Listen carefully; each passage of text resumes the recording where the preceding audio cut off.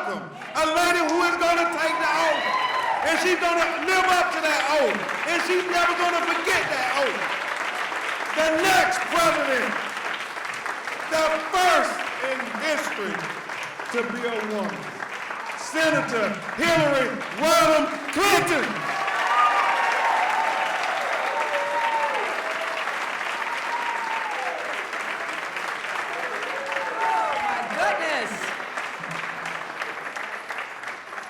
I've never been to a revival quite like this one.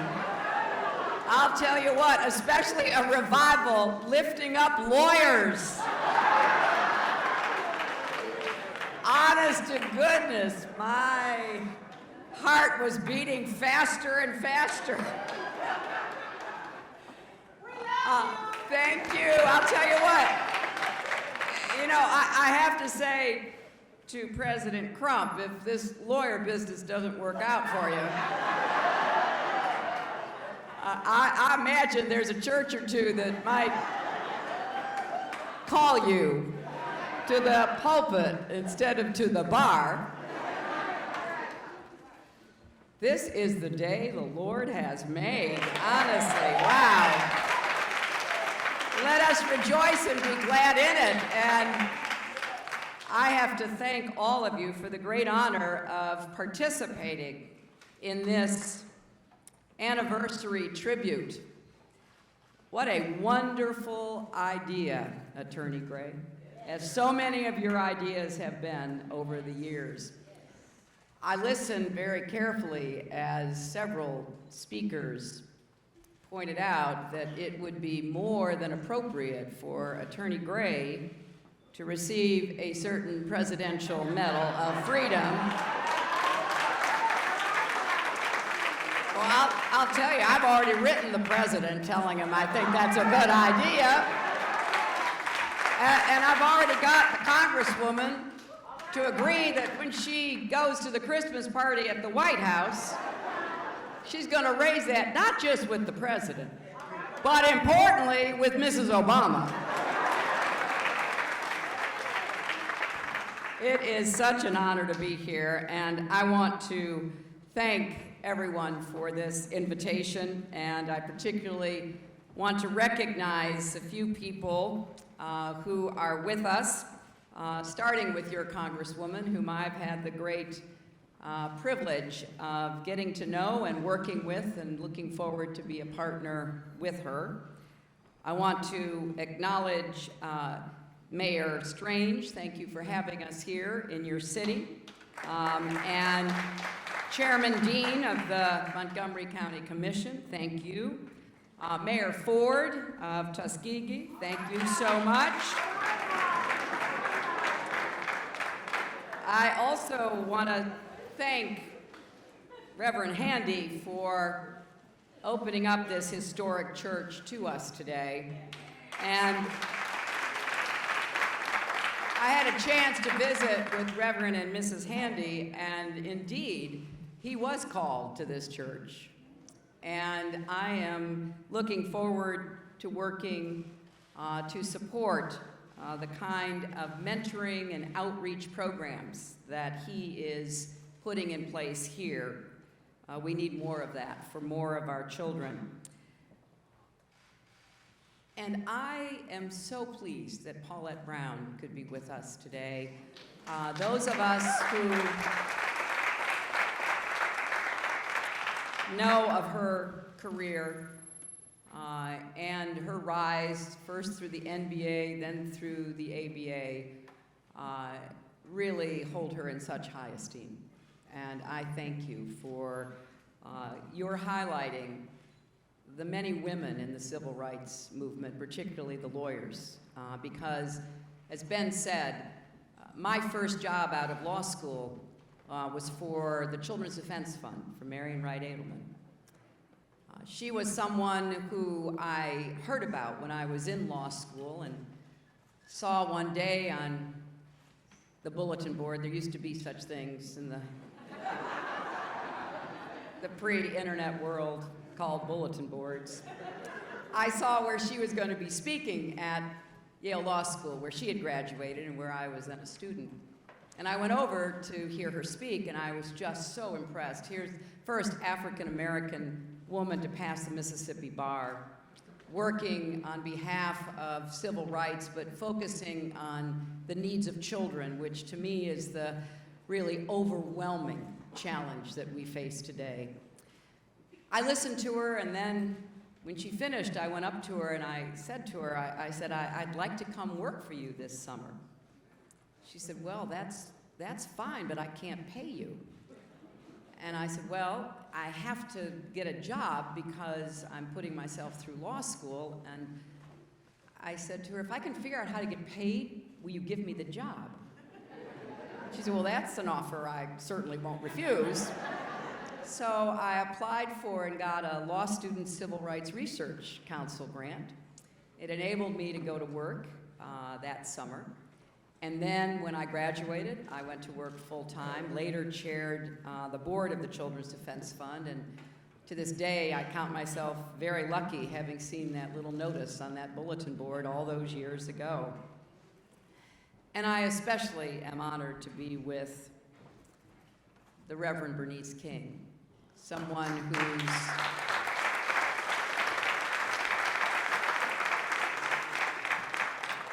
whose moral clarity and call to action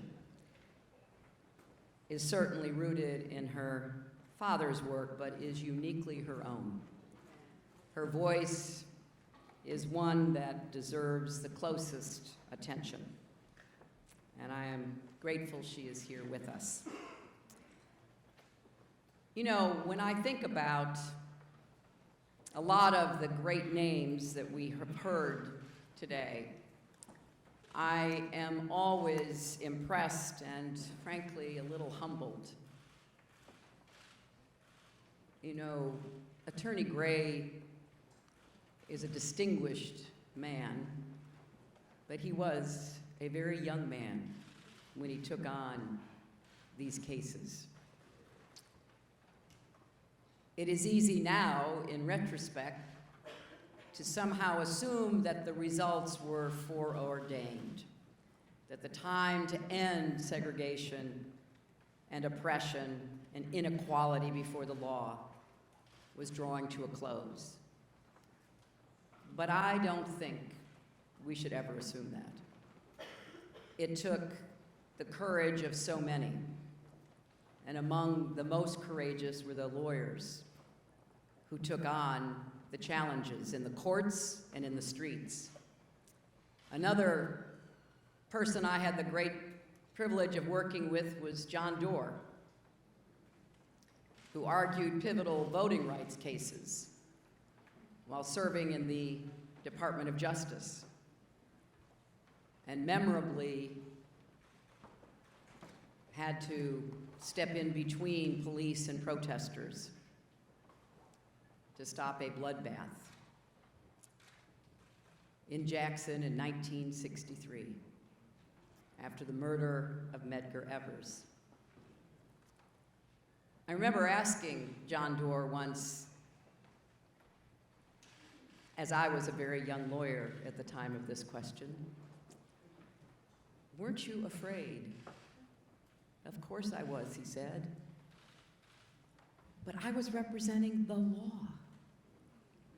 I was representing the Constitution.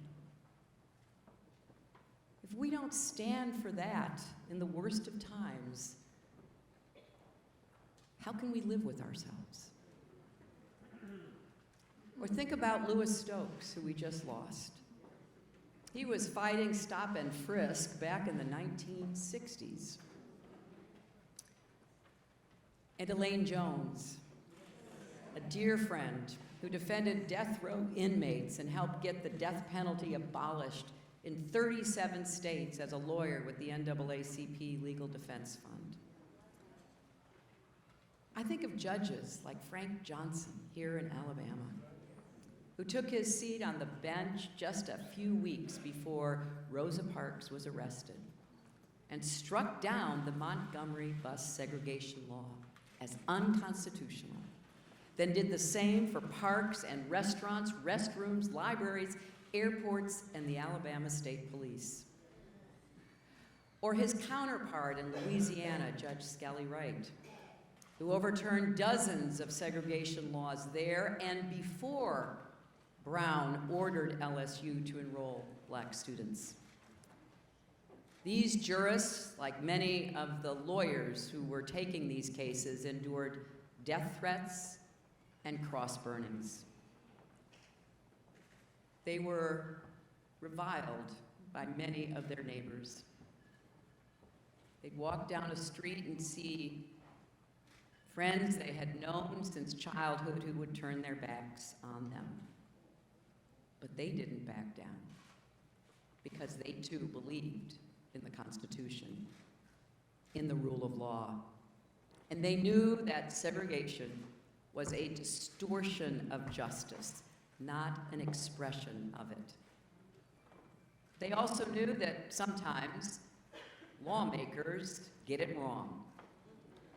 And when that happens, it's up to lawyers and judges to make it right. That's what many lawyers felt then, and it's what many lawyers feel now. Our work isn't finished. We do have to pay it forward. There are still injustices perpetrated every day across our country, sometimes in spite of the law, sometimes, unfortunately, in keeping with it. There are still too many Americans, especially too many African Americans, whose experience of the justice system is not what it should be. There are still too many ways in which our laws and our policies fall short of our ideals. So even as we celebrate all that our country has achieved in the past 60 years, we must, in keeping with the legacy of those who have gone before, look to the future and the work that is left to do. We must reform our criminal justice system. It can be, and all too often is, stacked against those with the least power. There is something profoundly wrong when African American men are still far more likely to be stopped and searched by police, charged with crimes, and sentenced to longer prison terms for doing the same things as a white man. There is something profoundly wrong when a third of all black men face the prospect of prison during their lifetimes. Right now, an estimated 1.5 million black men are missing from their families and communities because of incarceration and premature death.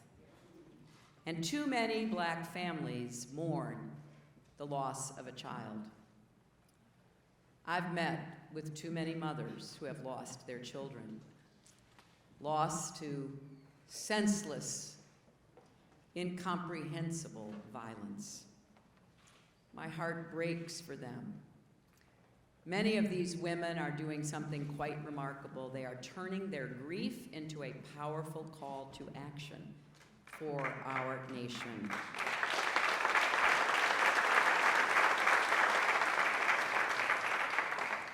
We can't go on like this. We've got to change. We must strengthen the bonds of trust between law enforcement and the communities they serve. In too many parts of America today, that trust has broken down. Let's remember that everyone benefits when there is respect for the law and when everyone is respected by the law.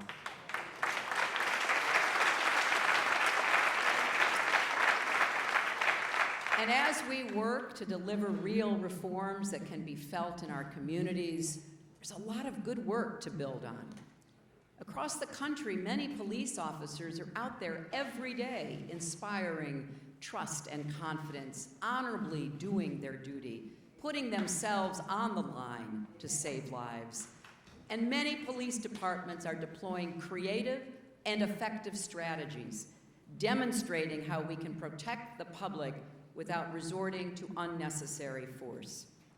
We need to learn from those examples, build on what works, chart a new course in how we approach punishment and prison. The United States has less than 5% of the world's population, but almost 25% of the world's total prison population. And our country has nearly 1/3 of all the world's women prisoners. The numbers of people in prison are much higher than they were 30 or 40 years ago, even though crime rates are much lower. And of the more than 2 million Americans incarcerated right now, a significant percentage are nonviolent offenders, people held for violating parole or minor drug crimes, or who are simply awaiting trial in backlogged courts. Keeping them behind bars does little to reduce crime, but it does a lot to tear apart families and communities. It's time to change our approach and end the era of mass incarceration in America.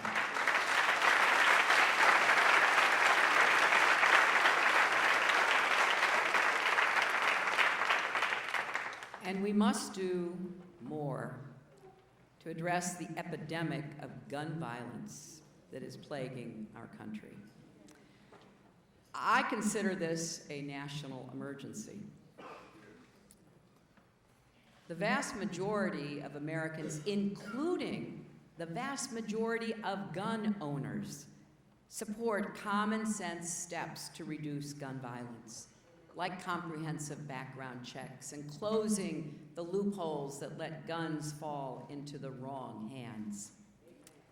But even after what we've seen in Paris and in other places, Congress won't even bring up a bill that will prohibit anyone on the no-fly list from buying a gun.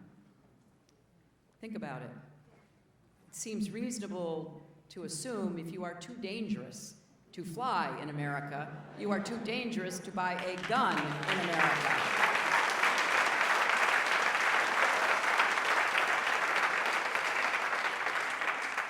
And we must get rid of the special immunity Congress gave the gun industry, something that was a mistake, plain and simple, that needs to be reversed. And yes, we must strengthen that most fundamental citizenship right, the right to vote.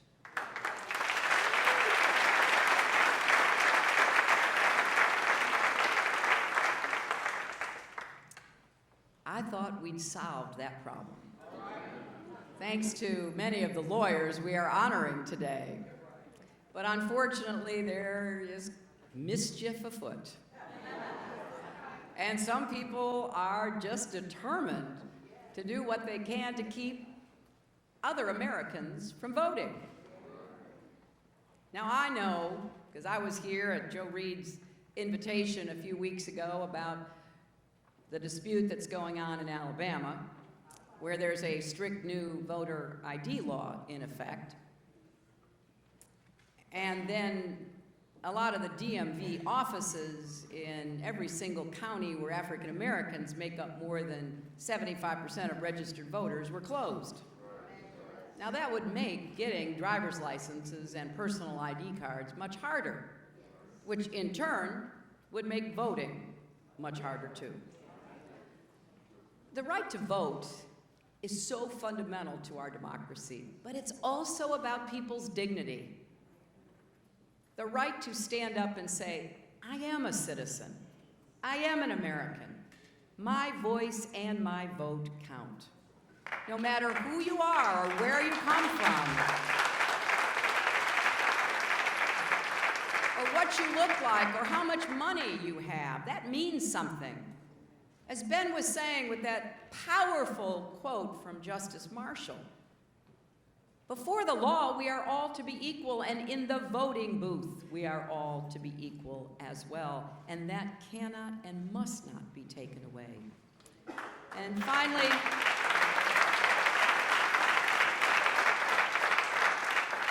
we must be honest about the larger and deeper inequalities that continue to exist across our country.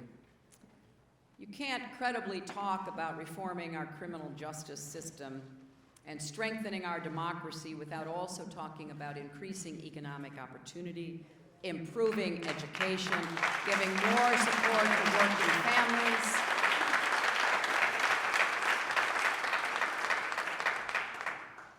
Our children deserve the best start in life. And we have to do more to make that possible. Now, I do have this most wonderful, amazing 14-month-old granddaughter. And I listen carefully to Ben talking about Brooklyn. And I've got no doubt that he and his wife are going to do everything it takes to make sure she's prepared to pursue her dreams. But I want that for every child. And you cannot credibly pledge to do your part to make our country more just without also being willing to take a look at yourself, at our own lives, our own preconceptions. We each need to do the hard work of rebuilding our bonds with one another. This isn't just about strengthening ties between police and citizens, although that is very important.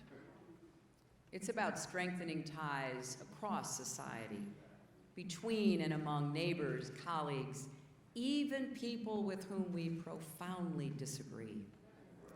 It's about how we treat each other, what we value together. This is so fundamental to who we are as a nation and everything we could hope to achieve. And you know, those of us who serve in politics or who want to lead our country have a special responsibility to bring Americans together, not pull us apart. And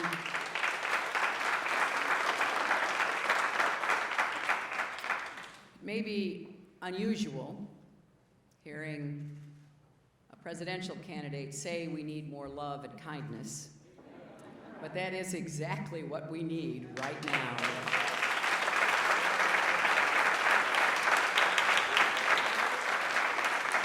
Indeed, it's what we have always needed. After the first day of the bus boycott 60 years ago, that evening, thousands of people were jammed in the streets and inside the church when Dr. Martin Luther King Jr. stepped to the pulpit.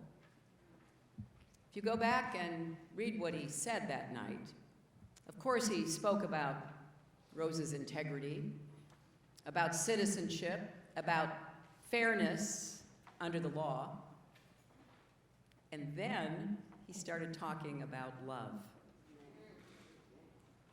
Love, he said, is one of the pinnacle parts of the Christian faith. And there is another side called justice. And I love this, especially as a recovering lawyer. Justice is really love in calculation. Justice is love correcting that which would work against love. Standing beside love is always justice. Now,